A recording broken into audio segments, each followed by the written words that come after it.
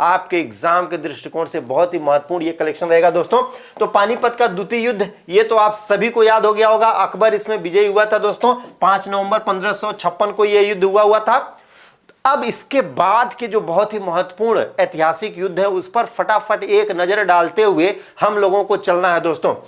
अगला देखेंगे तो तालीकोटा का युद्ध दोस्तों, इसको राक्षस तांगड़ी के युद्ध के नाम से भी जाना जाता है। 26 जनवरी 1565 को युद्ध लड़ा गया था। दक्कन के सुल्तान और विजयनगर साम्राज्य के बीच में यह युद्ध लड़ा गया था दोस्तों, जिसमें विजयनगर साम्राज्य की पराजय हुई थी। और यह स्थान दोस्तों तालीकोटा वर्तमान में कर्नाटक में है। ध्यान रखना, यह तालीकोटा का युद्ध जो लड़ा गया था ये दोस्तों दक्कन के सुल्तान और विजयनगर साम्राज्य के बीच में लड़ा गया था और यह स्थान वर्तमान में कर्नाटक में है दोस्तों। 1565 में यह युद्ध लड़ा गया था। ध्यान रखना है दोस्तों, इसको नोट करते हुए चलना है।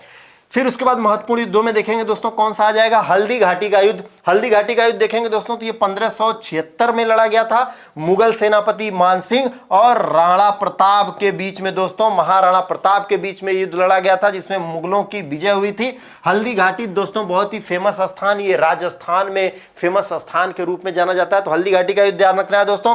अहमदनगर का युद्ध यानी चौथे महत्वपूर्ण पर देखेंगे तो ये 1600 ईस्वी में अकबर की सेना एवं चांद बीबी के बीच में अहमदनगर वाली, अहमदनगर महाराष्ट्र के संदर्भ में दोस्तों, अहमदनगर की चांद बीबी ने अकबर से लोहा लिया था। तो इसमें अकबर की विजय हुई थी, लेकिन ये अहमदनगर दोस्तों महाराष्ट्र में है वर्तमान में, ये आपको ध्यान में रखते हुए चलना है। तो अहमदनगर का युद्ध 1600 ईस्वी में लड़ा गया था। बहुत ही महत्वपूर्ण डेटों के संदर्भों में असीरगढ़ का युद्ध दोस्तों 1601 ईस्वी में अकबर एवं मियां बहादुर के बीच में लड़ा गया था, जिसमें दोस्तों अकबर की विजय हुई थी। असीरगढ़ ये मध्य प्रदेश के युद्ध के रूप में ये जाना जाता है। ध्यान रखना दोस्तों। तो पानीपत का दूसरा युद्ध 1556 में अकबर और हेमू के बीच में, अकबर की जिसमें विजय हुई थी। तालीकोटा का युद्ध दोस्तों दक्कन के सुल्तान और विजयनगर साम्राज्य के बीच में हुआ था, जिसमें विजयनगर साम्राज्य की पराजय हो गई थी। हल्दी घाटी का युद्ध आपको पता ही है 1576 में मुगल सेनापति मानसिंह और महाराणा प्रताप के बीच में मुगलों की विजय हुई थी। हल्दी घाटी दोस्तों राजस्थान के क्षेत्रों में है। अहमदनगर का युद्ध ध्यान रखना है 1600 ईस्वी में लड़ा गया था। अकबर की सेना और चांद बीबी यानी अहमदनगर के बीच में यह लड़ा गया था, जिसमें अकबर की विजय हुई थी। असीरगढ़ का युद्ध ध्यान रखना है दोस्तों 1601 ईस्वी लड़ा गया था, जिसमें अकबर एवं मियां बहादुर, अकबर की विजय हुई थी। असीरगढ़ ये दोस्तों मध्य प्रदेश में यह स्थान है। ध्यान रखना है कि इन सब के संदर्भों में ये बहुत ही महत्वपूर्ण एक आपके रिवीजन के संदर्भों में रहेगा जो ऐतिहासिक युद्धों को लेकर के चलता है। अगला देखेंगे दोस्तों तो धामत का युद्ध, यह 1653 में लड़ा गया था दोस्तों औरंगजेब एवं दारा सिकोह के बीच में। आपको पता है कि यहां पर उत्तराधिकार का बहुत लंबा संघर्ष चला औरंगजेब के पुत्रों के बीच में, और इसके शुरुआत के संदर्भों में दोस्तों औरंगजेब एवं दारा सिकोह के बीच धामत का युद्ध, जिसमें औरंगजेब की विजय हुई थी। यह धामत स्थान दोस्तों मध्य प्रदेश में, यह ध्यान रखना चर्चित है। सामूगढ़ का युद्ध दोस्तों 29 मई 1658, ये सारी डेट महत्वपूर्ण आपके एग्जाम में लगातार पूछे जाते हैं, इसलिए इसको ध्यान में रखना है। यह भी युद्ध औरंगजेब एवं दारा सिकोह के बीच में हुआ था, जिसमें औरंगजेब की जीत हुई थी दोस्तों, और यह सामूगढ़ आगरा में स्थित है। और इसी के पश्चात औरंगजेब ने मुगल सत्ता पर अपना अधिकार कर लिया था, जो कि उत्तराधिकार के संदर्भों में देखा जाए तो दारा सिकोह को उत्तराधिकार मिलना चाहिए था, लेकिन औरंगजेब के अधिकार में चला गया था दोस्तों। तो यह सामूगढ़ का युद्ध मुगल साम्राज्य के लिए एक निर्णायक युद्ध के रूप में रहा, और जिसने मुगल के भविष्य के निर्धारण में भी बहुत ही महत्वपूर्ण भूमिका निभाई थी। खेड़ा का युद्ध ध्यान रखना दोस्तों 1707 ईस्वी में मराठा छत्रपति साहू एवं ताराबाई के बीच लड़ा गया था। इसमें साहू की विजय हुई थी। खेड़ा दोस्तों वर्तमान में गुजरात में है। ये चर्चित स्थल भी ध्यान रखेंगे, ये भी आपके एग्जाम के दृष्टिकोण से महत्वपूर्ण रहेगा। भोपाल का युद्ध 1737 में लड़ा गया था दोस्तों बाजीराव प्रथम और मुगलों के बीच में लड़ा था, जिसमें बाजीराव प्रथम जीत गए थे, और यह स्थान दोस्तों भोपाल मध्य प्रदेश में स्थित है। तो प्रमुख युद्धों में इसका भी विशेष महत्व रहेगा। करनाल का युद्ध 1739 में लड़ा गया था दोस्तों नादिर शाह एवं मोहम्मद शाह के बीच में, जिसमें नादिर शाह की विजय हुई थी दोस्तों, ये करनाल में है। ये 1739 का यही युद्ध था जो नादिर शाह भारत पर जब आक्रमण किया था तो मुगल बादशाह मोहम्मद शाह रंगीला थे। इसी युद्ध के समय दोस्तों नादिर शाह शाहजहां द्वारा निर्मित जो तख्ते ताऊत था उसको भी अपने साथ ले गया था, और कोहिनूर हीरा को भी उठा करके अपने साथ लेकर के गया हुआ था।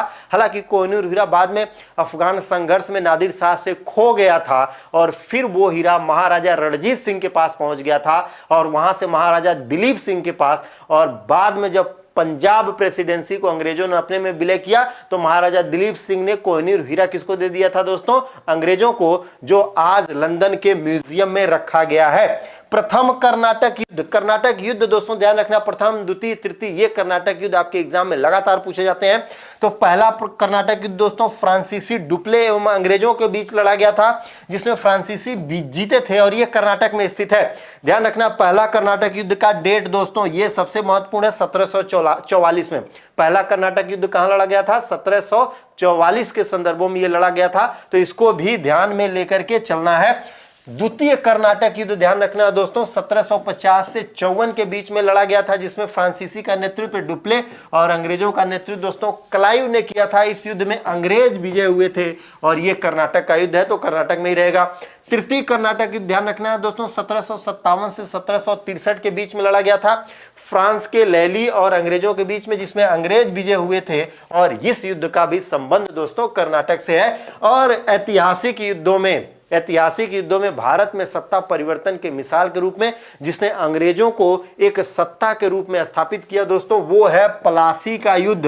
23 जनवरी 1757 अंग्रेज क्लाइव और नवाब सिराजुद्दौला के बीच में लड़ा गया था दोस्तों। अंग्रेज इसमें विजयी हुए थे। ध्यान रखना दोस्तों, प्लासी का युद्ध ये पश्चिम बंगाल के संदर्भों में दोस्तों आपके एग्जाम में पूछता है, तो भागीरथी नदी तट पर हुआ था। भागीरथी नदी को लेकर बहुत कंफ्यूजन हो जाएगा दोस्तों, लेकिन ध्यान रखना है भागीरथी जैसे उद्गम स्रोत से जब गंगा निकलती है तो इसको आप भागीरथी के नाम से जानते हैं, लेकिन फिर जब हरिद्वार के बाद मैदानी भागों में प्रवेश करती है तो ये गंगा हो जाती है।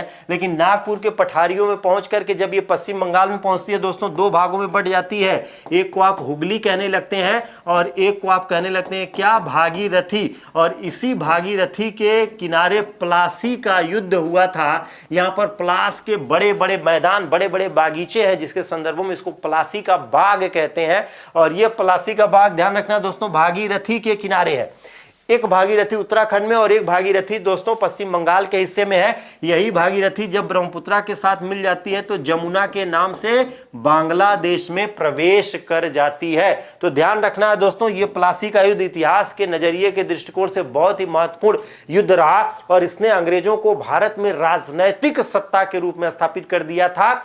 यह प्लासी का युद्ध कहा जाता है कि इस युद्ध में जब नवाब सिराजुद्दौला हार गए तो वो युद्ध छोड़ करके भागने लगे थे और भागते समय उन्होंने पालकी का प्रयोग किया था, यानी छुप करके भागने का प्रयास कर रहे थे। उत्तर प्रदेश की प्रतियोगी परीक्षाओं में कई बार इसको पूछा गया कि इस युद्ध के परिणाम स्वरूप नवाब सिराजुद्दौला कैसे भागे, हाथी से भागे, घोड़ा से भागे, पालकी से भागे या ऊंट से भागे। तो ध्यान रखना दोस्तों, पालकी से युद्ध छोड़ करके वो भागे हुए थे। तो दोस्तों उत्तर प्रदेश के सभी प्रतियोगी परीक्षाओं के दृष्टिकोण से हर दिन कुछ न कुछ नया जो फैक्ट्स के रूप में रहता है, तो इन दिनों हम लोग ऐतिहासिक युद्धों का विश्लेषण कर रहे हैं। और आज के युद्ध जो दोस्तों मध्यकाल से लेकर के आधुनिक काल के संदर्भों में चलाए गए, तो निश्चित रूप से ये आपके एग्जाम के दृष्टिकोण से बहुत ही उपयोगी सिद्ध रहेंगे।